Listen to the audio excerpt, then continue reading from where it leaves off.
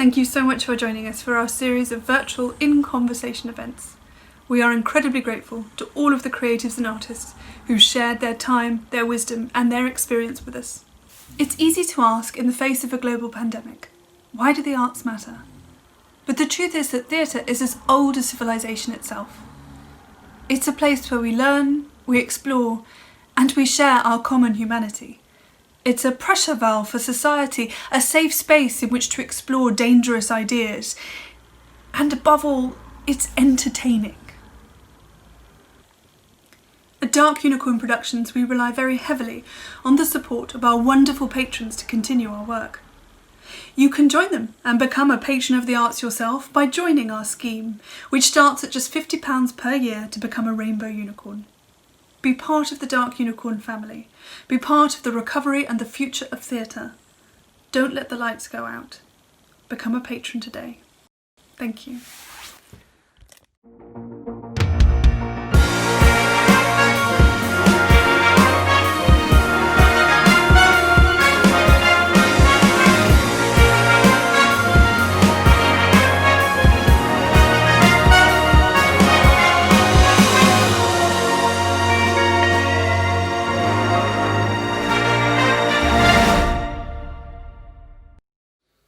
Hello, and welcome to Dark Unicorn in Conversation.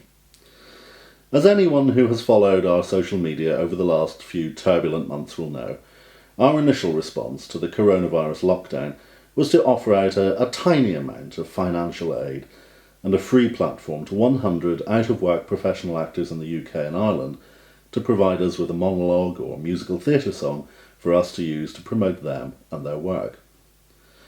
A 5-strong judging panel, including not only myself and our exec director Eleanor Stourton, but 3 other actors from the worlds of West End musical theatre, audio drama and burlesque, identified our 100, and our plan was to stretch no further than offering that platform by featuring 2 actors a day for 50 days. However, the generosity and creative ideas of a group of friends, supporters and patrons of Dark Unicorn provided to us a £250 Viewer's Choice Prize to award to the featured artist who topped a public poll. The winner of that was Ashley Shiers, a Leeds-born actor now based in Bristol, whose performance of Shakespeare's Sonnet 8, complete with his own modernised translation, chimed with a large proportion of our viewers. On the back of that award, we invited Ashley to take part in our conversation series to tell us about how he has forged his career to date and the very interesting performative paths it took en route to the present day. We started by discussing his early years and when he first felt the influence of the arts. Ashley, tell us about your early life. Were the arts part of that at all? Or? I've always been creative. So the arts were, but not necessarily theatre. As a little kid, I always liked drawing, and I ended up going to university. So I'm from Leeds, if you can't tell by the accent, and then ended up going to university in Bath to study illustration. And at the same time, I was also in several bands and toured around doing gigs in bands and stuff.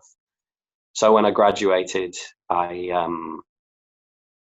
was trying to work as a freelance illustrator and graphic designer, and one of my first jobs was to do the programme for a friend's play that he was putting on in the Egg Theatre in Bath, and someone had dropped out. So they were desperate to fill the part. They couldn't find anybody that they liked well enough. They even came down the pub and asked a bunch of us if we'd be in the play, and we were all like, no. But I had to go and get the biographies from the actors because I've been waiting for ages. And actors are rubbish at sending in biographies. I know that now firsthand because I'm rubbish at sending in biographies too. And I went to get them. I just brought a pad and a pencil and was like, just write down something about yourself. And my friend George, who had co-written the play, was like, while you're here, will you just read in so we can rehearse the scene that we haven't been able to do for a while? So I did. And then they were like, cool, you're in the play. And I was like, no, I'm not. And they were like, please. So I did the play, and it was really good fun. And I thought, well, that was a cool experience, and never thought about doing it again. And that same week, my girlfriend at the time, she managed a coffee shop, and one of the regulars ran an amateur theatre company, and she went up to my girlfriend and was like, I need some men. She couldn't find any local sort of young male actors. She was like, do you know any? And my girlfriend was like, oh, my boyfriend Ash, he's just done a play at the Egg. So she sort of volunteered me to audition, and I ended up playing Reverend Hale in The Crucible. And then from there, someone cast me in another play, and it just sort of started rolling from there, and then I fell in love with it. And so that the play at the Egg, was that your first experience as an actor, or had you performed before? I think outside of doing school plays when I was very, very small, yeah, that was my first time. I mean, I had trained as a professional wrestler at university as well, which is like, now I've done theatre, it's definitely a type of theatre. So I've performed to audiences. I mean, there's no fourth wall in professional wrestling. So I had that kind of experience of interacting with an audience and playing a character and trying to get them to suspend disbelief. Were you, I mean, as a child in Leeds, were you taken to the theatre, or was there any sort of, some people come into this having spent, an entire childhood sitting in the stalls being completely amazed by it, and other people have had very little experience of it before. Not massively, but my mum's parents, so my maternal grandparents, loved the theatre, and they would take us to see shows maybe once a year and stuff. So that was my only real experience of the theatre, was probably going to the Grand or the West Yorkshire Playhouse in Leeds. Maybe once a year, I think, as a kid. You've spoken about your times as a teenager and onwards, playing in bands. So what sort of bands we're talking about now? How does that, as a musician, how did that shape a view of performing for you? So if you can't tell from the tattoo and the long hair, although the long hair is mostly pandemic hair, I'm a lifelong heavy metal fan. So bands like Iron Maiden, and the glam rock scene, like Motley Crue and bands like that were the sort of bands that I was really interested in and emulated a lot. In like, we started off just playing cover songs. We pretty much played only Iron Maiden and Metallica and stuff like that when I was about 15. And I've seen Iron Maiden maybe 13 times now. And they're a very theatrical band. All of the bands I liked were really theatrical. And it wasn't just playing the songs. They put on a show. They really tried to put on a show for the audience. So I tried to emulate that, even though I was in like a basement with 20 people. We do things like play guitar solos on each other's shoulders and stick like sparklers on the ends of our guitars and things. Kiss are another ridiculous influence that I used to enjoy. So I think touring in bands, it showed me that you really have to think about your audience and what's going to make them go away and go, wow, or feel something. And I think that's true for anything creative that's performative. So professional wrestling, theatre, film, so long as you're thinking about your audience and how you want to make them feel and what you want them to go home talking about, then there is a kind of similarity across the board with all those things. And indeed, I mean, you're mentioning now the sort of high theatricality of some of these bands, and you've also touched on already about your time spent training and practicing as a professional wrestler, which is another sort of very sort of high theatricality industry. And indeed, combat generally features a lot in your story, and we'll talk more about that later. But you discovered this passion for entertainment wrestling, if you want, for want of a better phrase, was that something that long predated your involvement in training for it, or, I mean, how does one come to the point of looking at it and saying, well, actually, that's maybe what I'd like to do? Man, I can't remember loving anything earlier than wrestling. Like, that's the first thing I could remember being like, this is amazing. And I was really little. I mean, I remember my parents took me for my 6th birthday to the Sheffield Arena to go see wrestling. So I've lived it a really long time. But I was never an athletic kid. I was kind of a dumpy kid, never any good at sports. So I never thought of doing it.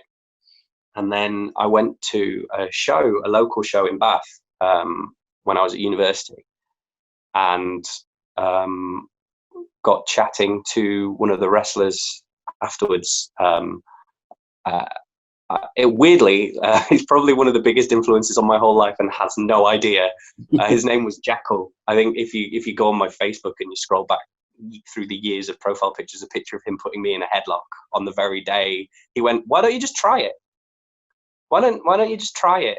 And I think that it started off, they were kind of ribbing me because I said, well, I can't do sports or anything, but I'm good at talking.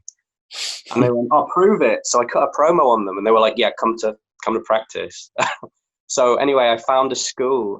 The one they were at was too far for me to get to, but I found one in Trowbridge, which doesn't exist anymore, called UCW, and I trained there for a while.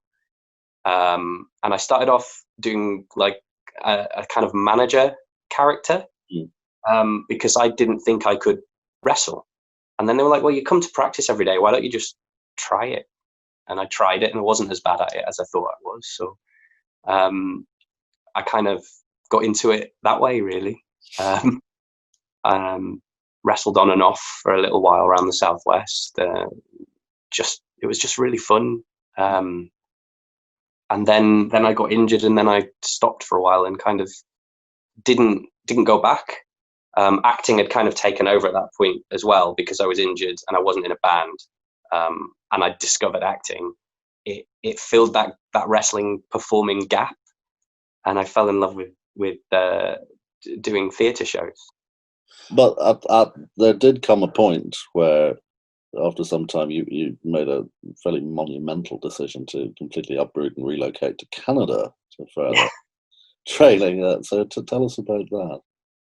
So it actually closed down this year, but there was a school in Calgary, and for any people who aren't wrestling fans, Calgary is like the mecca of wrestling, because that's where the Hart family came from. So Bret Hart and his whole family, and there's a wrestler out there called Lance Storm, and he had a training school out there that had an amazing reputation, and I dreamed of going to that school for a really long time. And then I was coming up to my birthday, and I was like, you know what, I'm going to do it before it's too late. And I just started training like mad in the gym, and I wrote him emails, and I saved up, and I moved to Calgary to train with him for 3 months. And it was the hardest thing I've ever done in my life, I think. Training or the move, or both? Oh, the training. The move just kind of happened. So I was just going to go out there for the 3 months and then come back. And my girlfriend at the time went, "I want to go to Canada too." And I was like, "But you've got what everybody calls like a real job."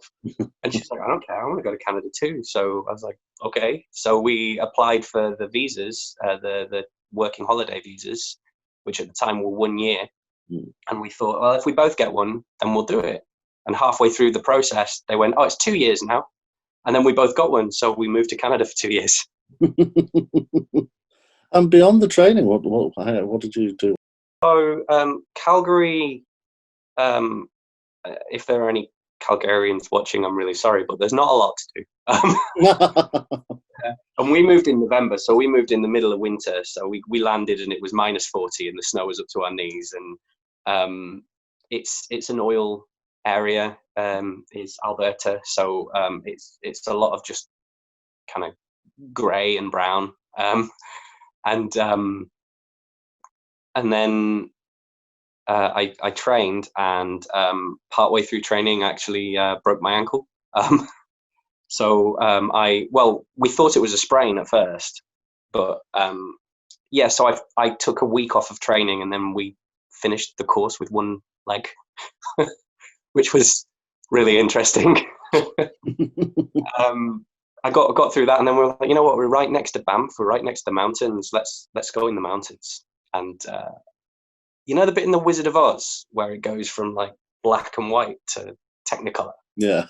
It was like that. We got halfway up the mountains and we were like, oh my God, I forgot what green looked like. That was really cool. We spent some time in the mountains, and then we ended up moving to Toronto, where we lived for the rest of the 18 months we were in Canada. And in Toronto, I managed to get involved with some theatre. I performed a few Shakespeare plays out there, which was amazing. Although it was really weird being the only person with an English accent performing Shakespeare. But it was great. I met some amazing people, some amazing companies. I still keep in contact with quite a few of them today, which is really nice. And I also started a punk band while I was out there too.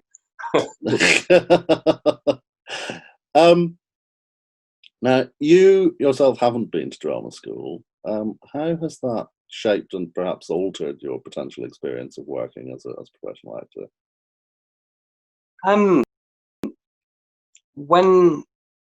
So I started acting coming up to about 9 years ago now, with that very first play of George's that I did. And after about 2 years of doing amateur theatre, and just kind of learning a bit more with each job, and I started to look for short courses to learn a bit more, and I started asking questions about how I can do more. Every answer I got was, you need to go to drama school, and you can't be a professional actor if you don't go to drama school. And I can't afford to go to drama school. I mean, I was lucky enough to be able to go to university in the first place to do the illustration course I did. So it was frustrating, but I just carried on and just started learning with each gig that I did. And I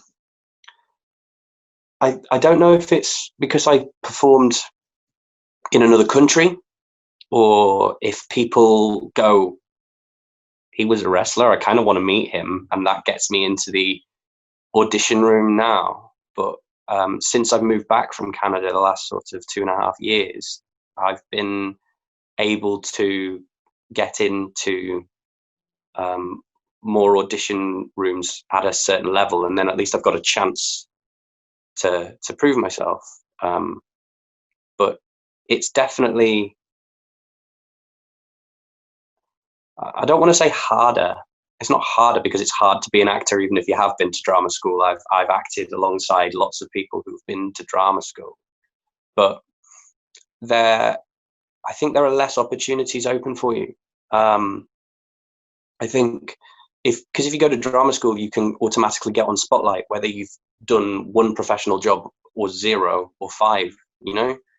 And if you haven't, you have to try and find those professional credits somehow, but you need to get on Spotlight to get the professional credits. And it's kind of a weird, vicious cycle. So it's taken me about 8 years to get enough credits to have an argument with Spotlight for them to maybe allow me on there. So it's not impossible, but I think it is harder for people who haven't been to drama school to maybe get their foot in the door of an audition room. It's an access thing, isn't it, as much as a training thing? I suppose if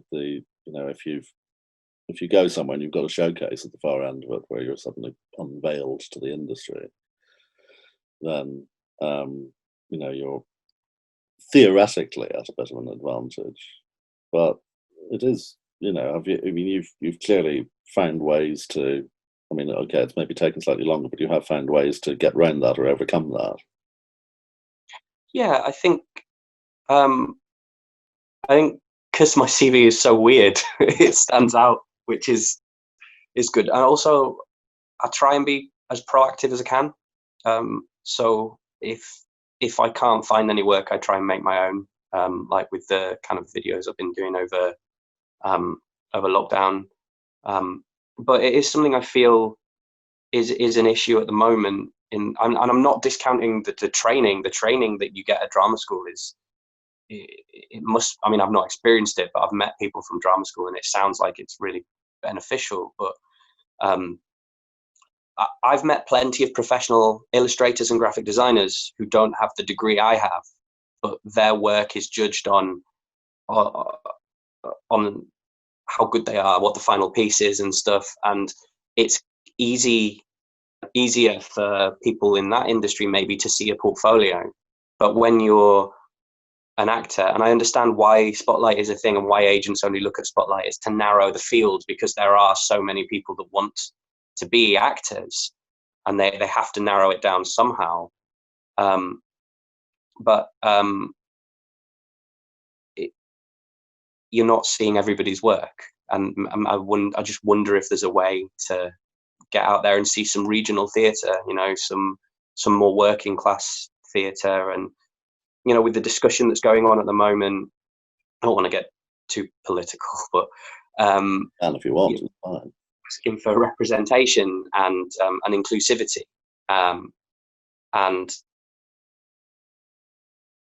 if it just putting out an open BAME call isn't going to fix everything, because that's at the end of the journey. And I think the industry needs to start looking at things at the ground level and saying, is theatre available to people of every background? Is it available in the school curriculum for people to try it and experience it and see it, and start figuring out whether they love it and they want to train, you know, and looking at the backgrounds of people and where they come from, and maybe trying to make theatre more available. And I don't know how you'd fix that. I mean, obviously there's that is fixing it at the sort of grassroots level is probably going to be, you know, key to a sort of sustainable solution for it. But obviously in the meantime, theatre has to be produced and has to, you know, and I know certainly from our perspective as a producing company, we try and make sure that, you know, where casting calls are going out, that they will go out as broadly as possible to try and reach as, you know, wide a cross section of performers as possible. We don't, we encourage voices, you know, performers coming in from underrepresented backgrounds. Casting will still be done on the basis of merit, but we try and make sure that there's somebody on the panel who's there to keep an eye on that sort of thing for us, because it's quite easy. I chair a lot of audition panels, and it's quite easy to, you get wrapped up in the performances that are in front of you, and you sort of think, oh well, actually no, I really like that person with this. You need to have somebody in your ear occasionally saying, yes, but have you considered X, Y, and Z? Because there will be, undoubtedly, it's not just, you know, from sort of BAME backgrounds or anything else.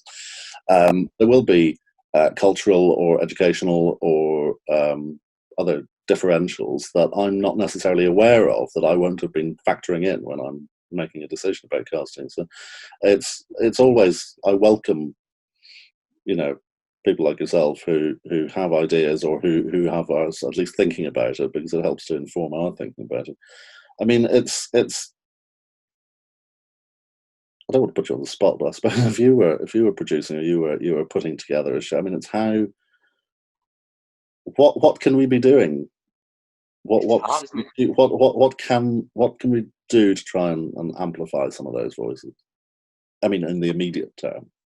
I mean, it's difficult, isn't it? I've been talking to a lot of friends in the industry and theatre companies, asking that very same question.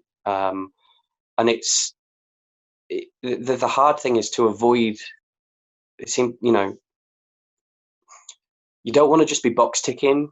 No. And you don't, you know, avoiding tokenism. as well, and putting people on the spot. So it's hard, and I don't know what the answer is. But if you've got somebody who is not visibly from a minority, and I mean, I'm technically a minority. I'm just not a minority in the theatre industry because I'm Jewish. So I kind of know what it's like to be an invisible minority in some ways. But if you have a disability that people can't see, or if you're trans or any LGBTQ plus anywhere in that spectrum, unless you tell people, they don't necessarily know. So you don't want to have to put an actor in a situation where they kind of have to stand up and be like, I'm a minority, this company is doing good, there is representation, because that's not fair on that performer either. So it's really tough, and I don't know what the answer is. It's I guess the other thing, and it's something I learned really recently, with all the Black Lives Matter protests happening, I feel and have felt really useless. No matter what I do, I don't feel like it's enough. And I put a status up on Facebook, and I talked about it, I think, in the video I made when you announced I'd won the competition. But for anyone who's not seen the video, I put the status on Facebook, and a friend of mine, she messaged me, and she said, "Don't feel useless. Just the same advice everybody's been getting, which is listen and learn." But she said, if you have a platform, use it. And that is the thing that stuck with me the most. So if you're a parent, use the platform of being a parent and educate the kids, educate them better and sooner than you were. I've got a friend in New Zealand who only just learned, and he's my age, which is years old, and he just learned about the history of the British people in New Zealand, and was shocked. So he's going to teach his kid that way before he learnt it. And I'm an actor, so I make YouTube videos, and if I can make a valid point on those, I will do. And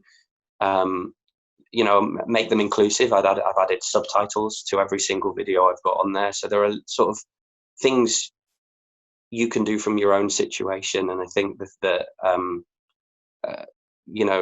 looking at inclusivity in other ways, how you can make a show inclusive as a theatre maker and thinking outside the box in that way might be another step that could be made, as well as just casting. It's a very fair point. It's very well made. You have, going back to your own performance, you've moved now beyond the ring as a performer to undertaking quite a substantial amount of stage combat training, which is one of those things that most actors will have at least done some kind of taster in, unless you're a natural physical coward like myself. But what has that? I only ever play sort of stern authority figures or priests, anyway. So, what has that training brought you, and what skills beyond the obvious would you say it gives to an actor considering further combat training? Well, first of all, undertaking, quality wrestling reference right there. The Undertaker. Second of all, stage combat just felt like a natural progression. It bridges the gap for me between professional wrestling and theatre. It's a lot more, I guess, I don't want to say safer, but wrestling is pretty much improvised stage combat in the round. So you can't do any kind of distance punches with naps or anything, because people will see that there's a few feet difference between you. So it was a thing, a really similar but new skill for me to learn.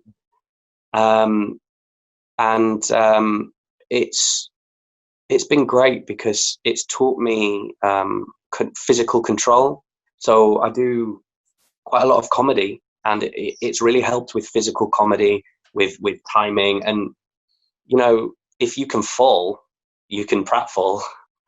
So it's good for that kind of stuff, and children's theatre as well.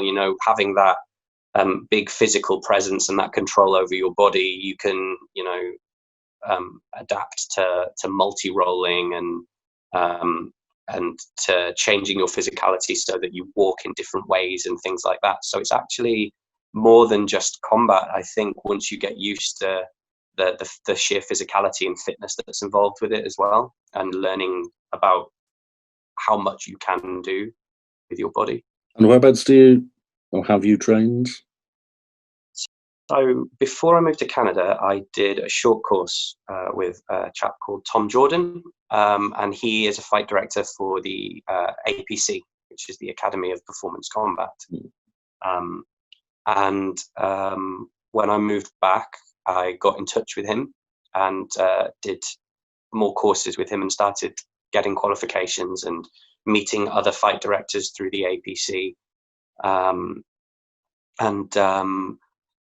If you don't know about stage combat, it's done in levels. So there's basic, intermediate, advanced, and then there's levels after that if you want to be insane. But at basic, you have to have unarmed and single sword, and then any other weapon qualification before you can move up to intermediate. So there are,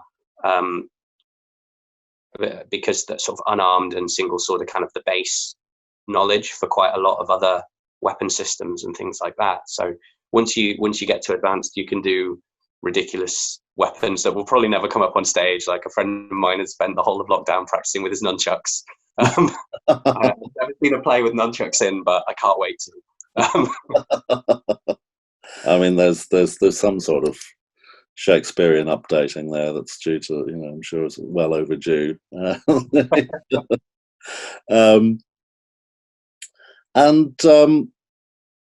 mean, you've been talking about them spending lockdown training with their nunchucks. How have you been spending lockdown? Have you been working? I spent the first couple of weeks of lockdown in despair, and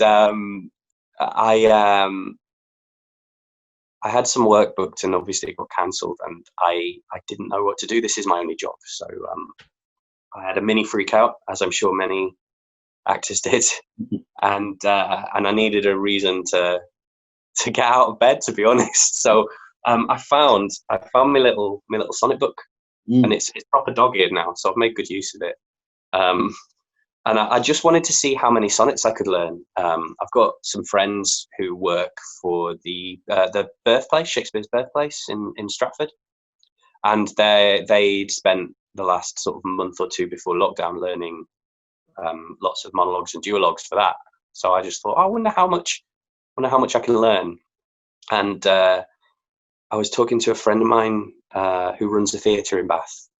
He's called Ian McGlynn. The theatre's the Rondo Theatre, which is actually the theatre I've performed the most at, I think, over the first sort of 3 or 4 years of being an actor. I don't think I'd be an actor if it wasn't for that theatre, to be honest. But he said, record it, put them online. There's no theatre, so people have got to watch something. And so I did, and I decided to do translation at the end. And I don't know what it was. I think it was just on a whim, and because I'd done one, I thought, I'll do another one. They were really fun to do. So I read the sonnet, and then I improvise sort of what it means in modern English, and people started to really, really like them. They'd go in and they'd watch them, then they'd watch the translation, and they'd go back and watch the sonnet again and feel like they could understand it a bit more, which was kind of cool. Yeah, it's been really fun. I don't really think about it when I do it. I just film them, and and if it comes up, so if you watch them from number one, you can see me get more disheveled as the lockdown goes on, and also more insane with the translation. So I think once you hit about number 14, and I turn the bathroom into a fortune teller's kind of parlor, you could tell that I'd lost it. And yeah. I mean, you obviously submitted one of these to my company when we were looking for monologues and songs as part of a project that we did to try and give something to do, as well as a tiny amount of money to 100 actors who had found themselves out of work because of the lockdown. And so we got your Sonnet 8 in, and that then went to public vote, which you won considerably, which is why you're here. How did you find out about the competition? I mean, what sort of drew you to it? And what drew you to submit one of these? I mean, was it to submit one of these? Was it just that you were working on them at the time? And well, I actually there's a Facebook group called Theatre Bristol, and someone had posted about it in there, and that's how I found out about it. I think I later saw it on Mandy, but I saw it on Facebook first. And I thought about it, and I was like, well, I've got these videos, and I think I'd done about 10 or 11 at the time, and I almost didn't apply, which it makes it even more surprising to me that I won, because for anybody who hasn't seen it, I'm wearing a baseball cap and a Bret the Hitman Hart wrestling t-shirt, reciting Shakespeare to heavy metal. Is very strange, and I picked that one because it was my favorite that I'd done at the time. My favorite one was a bit political, which is number 11, and I recommend people watch it. But yeah, it was my favorite one, and it was sort of the first one I'd done that was a bit more creative, I think, putting the songs in and stuff. And I just thought it was ridiculous, and I wasn't going to get through. But it didn't hurt to fill in an application form and send it in, and then I was really shocked when I'd even got into the competition. Yeah, I at that point I'd been putting these videos up, and my friends had been watching them, and I wasn't really doing anything else with them. And even though they were kind of silly and a bit of fun, I've worked really, really hard on them. So I thought I'll just send one in and see what happens. And yeah. And here we are. I'm shocked. Yeah, it's very hard to tell over the phone when I phoned you up to tip you off that you'd got it. It was just the sort of silence down the phone. I cried when you told me.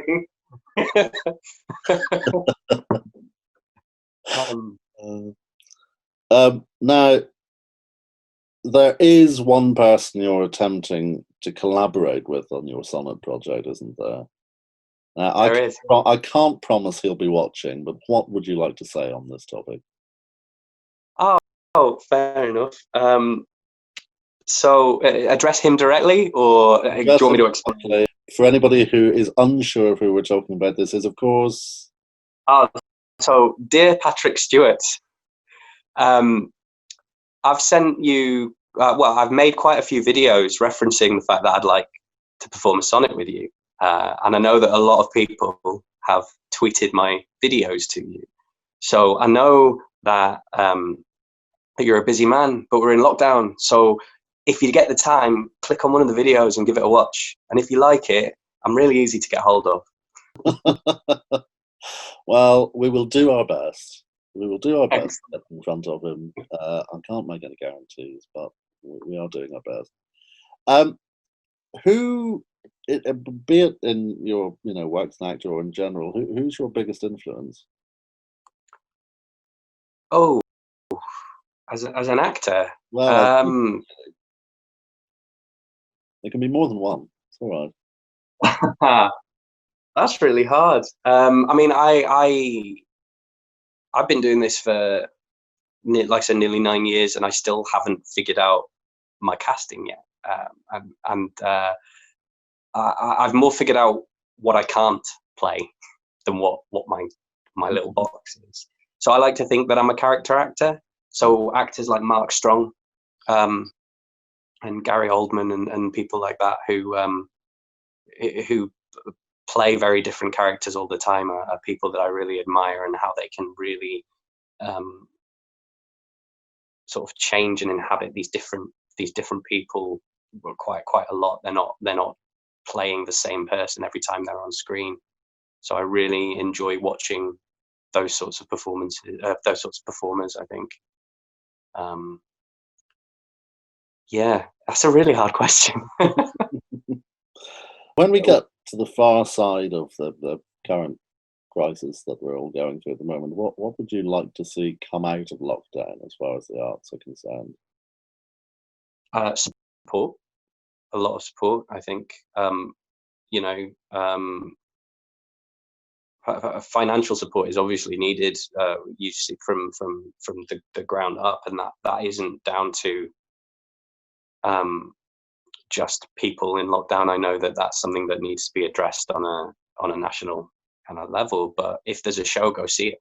That's the best way you can support it, I think. And I'm hoping that because people have been deprived of theatre for several months now. I think we've been in lockdown longer than some people go to jail. So I think I'm hoping, and it goes the same for live music as well, that there'll be a rush to that very first show. I hope that people will feel safe enough to be able to go out to see a show when we're ready, and support those theatres, and not just the big ones, the little ones too. Go support the Rondos and the Merlins as much as you support the Globes and the Nationals and stuff. I think it's really important that people just enjoy it, because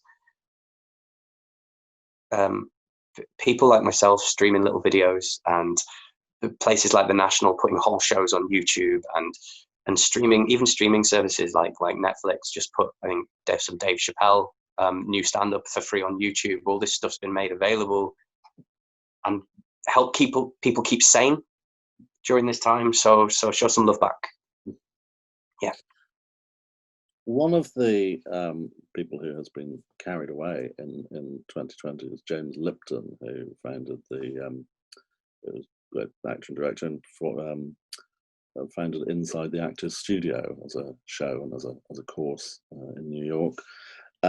He finished each of his interviews with 10 quickfire questions, which he had kind of stolen from someone else. So I don't feel any shame in stealing them from him. So why am I nervous? What's your favourite word? I don't think I could say it. You can, because there's question 7 coming up, so you can say whatever you like. I don't. What's my favourite word? I know it's quickfire questions. I'm really sorry. Bastard's my favourite word. I'm a Sean Bean fan. And what's your least favourite word?